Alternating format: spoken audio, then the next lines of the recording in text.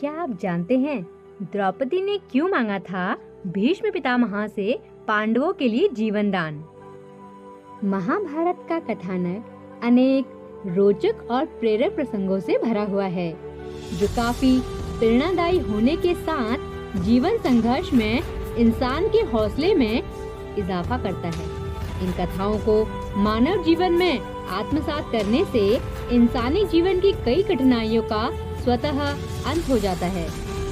दिल को छू जाने वाला एक ऐसा ही वाकया महाभारत युद्ध के दौरान हुआ था। महाभारत का युद्ध प्रारंभ हो चुका था।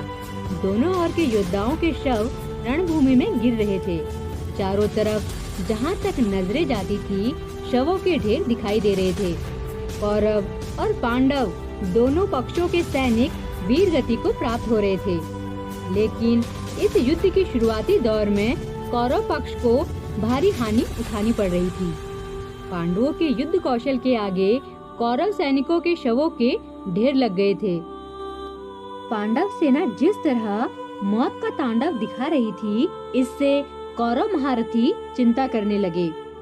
उस वक्त कौरव खेमे के प्रधान सेनापति की कमान पितामह भीष्म के हाथ में थी।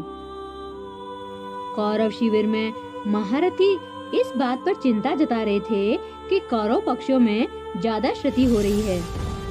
ऐसे में दुर्योधन ने पितामह भीष्म को उल्हाना दिया और कहा कि पितामह जानबूझकर पांडवों के लिए नर्म रुख रख रहे हैं। दुर्योधन की बातों से आहत होकर पितामह पांडवों के वध की घोषणा कर देते हैं।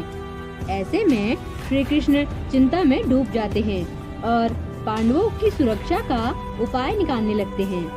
श्री कृष्ण पांचाली से कहते हैं कि द्रौपदी अभी मेरे साथ चलो, और द्रौपदी के साथ पितामह भीष्म के शिविर में पहुंचते हैं। श्री कृष्ण ने शिविर के बाहर खड़े होकर पांचाली से कहा कि अंदर जाकर पितामह को प्रणाम करो और उनका आशीर्वाद लो। पांचाली के प्रणाम करते ही पितामह ने उनको अखंड सौभाग्यवती होने का आशीर्वाद दिया। आशीर्वाद देने के बाद उन्होंने द्रौपदी से पूछा कि बस इतनी रात को तुम यहाँ पर कैसे आई? क्या तुमको श्री कृष्ण यहाँ पर लेकर आए हैं? द्रौपदी ने कहा हाँ। तब भीष्म ने कहा कि मेरे एक वचन को दूसरे से काटने का काम श्री कृष्ण ही कर सकते हैं। इतना कहकर वो शिविर से बाहर आए और श्री कृष्ण के गले लग गए।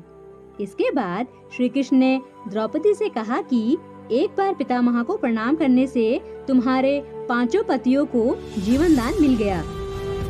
इसी तरह यदि तुम रोजाना पितामह भीष्म, गुरु द्रोण, कृपाचार्य, धृतराष्ट्र के साथ दुर्योधन और दुशासन की पत्नियों को भी प्रणाम करती, तो आज यह रणभूमि रक्त से लाल नहीं होती और महाभारत युद्ध की नौबत नहीं आती।